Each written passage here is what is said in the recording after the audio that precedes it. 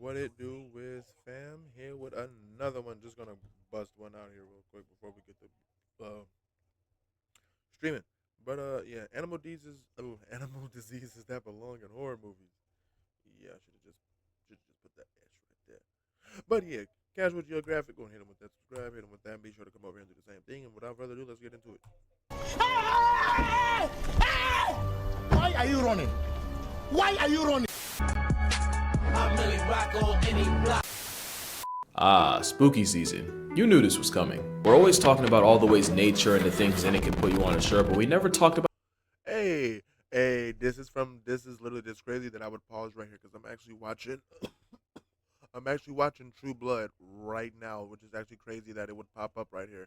This is from the intro True Blood, but yeah, I know this dude. I've been seeing him on Facebook. how diseases can have animals permanently parallel to the ground.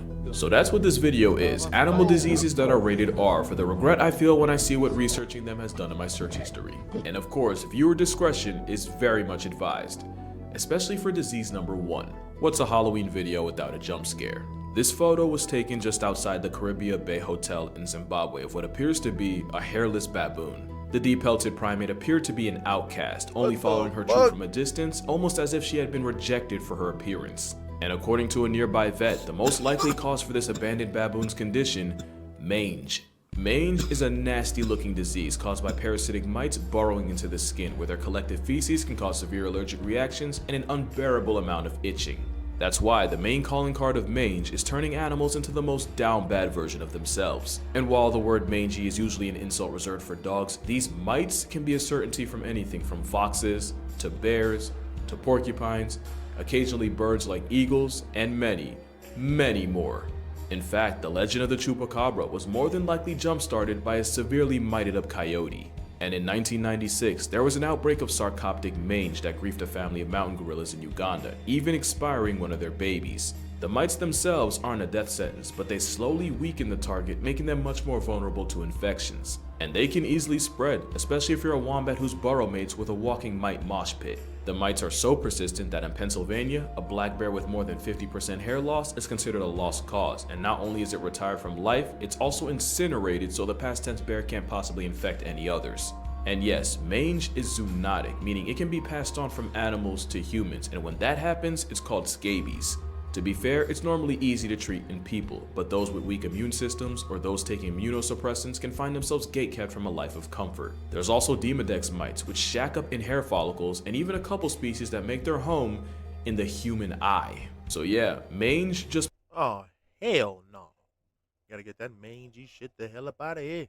might be the most aesthetically upsetting ailment here. The polar opposite of the next disease, because where mange is visually visceral, zoochosis is almost purely psychological. You've probably heard of the condition where animals in captivity do the same thing over and over with no goal or purpose, almost like they're in a trance, and one of the most popular examples of this are those videos of elephants swaying back and forth. Except zoochosis is much more than that. Of course, you have your swaying and almost neurotic pacing around their enclosure, but the zoochosis signature also includes excessive grooming, personal punishment like self-biting and self-mutilation, turning puke into an infinite food glitch, and coprophagia, even in animals that wouldn't normally do it. But the disturbing part is, like mange, it's believed that zoochosis can also be contagious.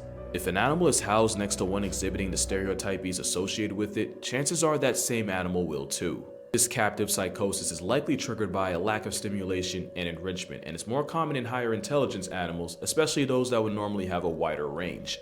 Elephants checking both boxes is likely why 40% of captive turned pachyderms show symptoms of zoochosis. Orcas are one of the smartest non-human creatures alive and can travel well over 40 miles a day for food. And almost a year ago today, in 2022, a captive orca named Hugo tragically resigned from reality after violently slamming into his tank wall until he suffered a life-ending aneurysm. And in 2005, a mother hamadryas baboon groomed her baby so excessively that he looked like he came out the womb beefing with wizards. To be fair, we can't really prove that this was zoochosis working overtime, but bro got the Mr. Clean Cut. That ain't a fade, it's a flea. But the most popular and probably most depressing case of chosis was Gus. Gus was a polar bear that lived in Central Park Zoo for 25 years. At one point, visitors and keepers noticed that Gus would spend all day swimming in figure eights, sometimes for up to 12 hours straight. Keep in mind that polar bears can cover nearly 50 miles in a day searching for seals.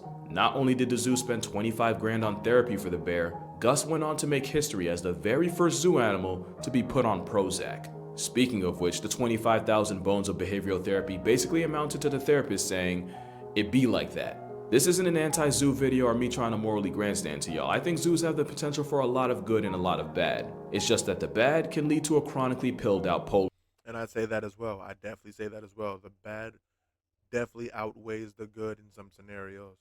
bear. But wait, it gets darker, because with how far removed humans have gotten from nature, there's a legitimate fear that humanity as a whole could be suffering from zoochosis on a global scale. That joke about us being no different than ants stuck in a death spiral becomes less and less of a joke as time goes on. I don't like phone cases. Shit, that's crazy as hell, boy. I think I got that shit. Do you remember the Will Smith movie I Am Legend? You know, before his wife Yes, sir. I Am Legend. That shit was good. That shit was intense as a mother. publicly neutered him and then smoked both his family jewels in 2-packs? Well, the post-apocalyptic movie started with a doctor attempting to re-engineer the measles virus in an attempt to find a cure for cancer, instead infecting 99% of the human race. A pretty good example of what can happen when humans try to play God with the natural order. Another example is what happened in Florida, specifically Silver Springs State Park. It's Florida's very first tourist attraction, famous for having a couple Tarzan movies shot there. And in the 1930s, tour boat operator Colonel Toohey was looking for a way to spice up his jungle cruise ride. So he brought in 6 Rhesus macaques and had them placed on a small island in the park. And it was at this moment, they f***ed up. Apparently, nobody involved was told that the monkeys could swim, and the moment they touched down on dry land, the macaques proceeded to swim out to the mainland. And following lots of multiplying without a calculator, there are now currently hundreds of rogue macaques, with a good number of them carrying a deadly herpes virus. Herpes B is an incapacitating condition that can cause severe brain inflammation, permanent neurological damage, and a permanent lease in a casket-shaped condo. Now, fear-mongering aside, the chances of catching it from a monkey are incredibly rare, but not rare enough to be zero. In 1997, a researcher was working with a Rhesus when she was splashed in the eye by indeterminate fluids. Even after immediately flushing her eye out for several minutes, the 22-year-old died December 10, 1997, almost exactly 6 weeks after first being exposed. According to the Center of Disease Control, since 1932, there have been 51 cases of people being infected with the B virus, with 21 deaths and an 80% mortality rate for those untreated. That same fatal virus is currently being backpacked by up to a quarter of the hundreds of macaques running around the Sunshine State. Worse, it's believed they shed the potent virus through their saliva.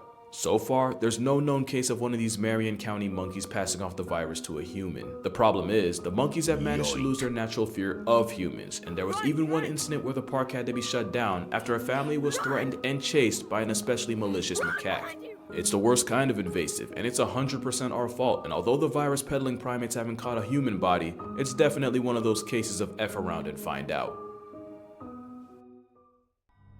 One of the most unsettling diseases in nature is a sickness that affects deer, known as chronic wasting disease, called so because it essentially destroys the animal from the inside out. In fact, this type of disease is a transmissible spongiform encephalopathy, a name that literally comes from the fact that it causes several sponge-like holes in the brain. It's like the forbidden final boss of trypophobia, and it's caused by a single misfolded protein known as a prion. This prion triggers a chain reaction where the only outcome is a canceled life subscription, and the only thing the victim can do is wait for the sweet release of death. Here's what the endgame of a deer with CWD looks like. It starts with a misfolded protein affecting and altering perfectly normal proteins. It's almost like a cellular level cheese touch, and the moment it starts, it's already over. Step 2 includes the prions exploding in numbers exponentially and accumulating in the body, the whole time the deer, elk, or moose looks and acts perfectly normal. The deer can walk around with this disease for 2 whole years before the chronic becomes critical. Eventually, it escalates to the point where the prions manage to break into the blood-brain barrier, where they start destroying neurons, putting enough holes in the brain to get it cursed out by an octopus, and slowly wasting the poor, unexpecting deer. Deer with CWD seem unable to process anything around them, including danger, and if predators or playing freeze tag on the freeway doesn't take them off the senses, they die a slow and painful death to starvation as their brains shut down. The worst part is, the nightmare doesn't end once the deer does, since the prions responsible can exist in an area years after the victim and can even be absorbed by plants in contaminated soil. That's assuming they don't just Man, look, I'm getting so fucking weird watching this shit. Like, I don't know what it is. I'm just getting weird, like chills watching this, man. leach into groundwater. In fact, the only surefire way to eliminate a prion is literally that: fire. Except, it's not as simple as cremating a casualty. That'd be too easy. It's said that it takes heat at a minimum of 900 degrees Fahrenheit or 482 degrees Celsius to properly pack up a prion, and some sources say to hike that up to 1800 to be safe. But the part that makes prions one of the most horrific things not native to a horror movie is where they come from. It's believed there are three main factors that cause prion diseases. Genetics play a relatively small part, with only 10 to 15% of cases in people being attributed to them. The second and by far most common cause is the disease being sporadic. Basically, that just means that not even science can fully explain where they come from, but that it's like it happens out of nowhere. And the third is an infected deer contaminating something like a water source or a feeding station with body fluids and passing it off to the next. And remember, not only can prions insist on existing years after the fact, keep in mind that most infected deer look no different from any other right until it's time to disconnect from interface eternally. That means that the three main causes of wasting disease are completely RNG, and that is remarkably terrifying. And it's not just deer that can get packed up by prions. There's mad cow disease in cattle and scrapie in sheep, named after the fact that it can cause them to compulsively rub up against things like fence posts until they literally scrape their wool off. There's even a human equivalent, Creutzfeldt-Jakob disease. And while there's no known reports of a human ever catching CWD, specialists have warned that with the thousands of CWD infected animals eaten by people a year, there's growing concern that the disease may eventually be transmitted to people. But maybe it's still a lot better than the last, and in my opinion, the most horrific disease in this video. Because not I heard about brandy first when I was in... Motherfuckers might go full veggie.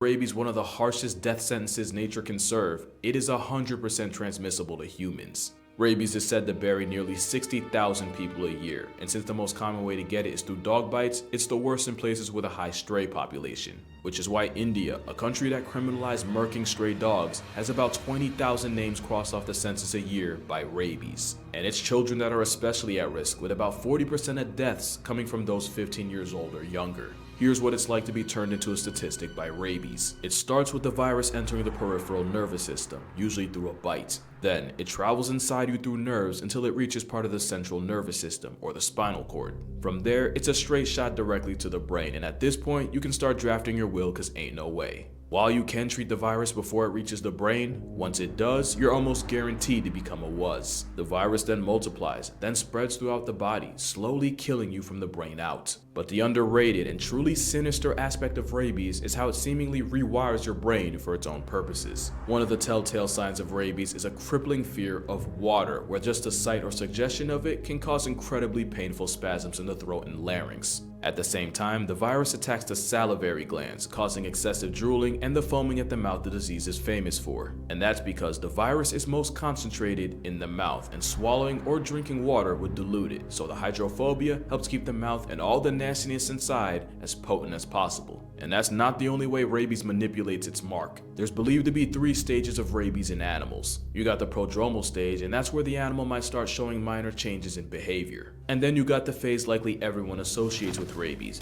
the excitative stage. It's been called furious rabies since it's characterized by heightened aggression and random outbursts of violence. Animals that would normally be wary of people, such as foxes, can attack completely out of nowhere with bites, and remember, being a water bigot just makes that bite that much more toxic.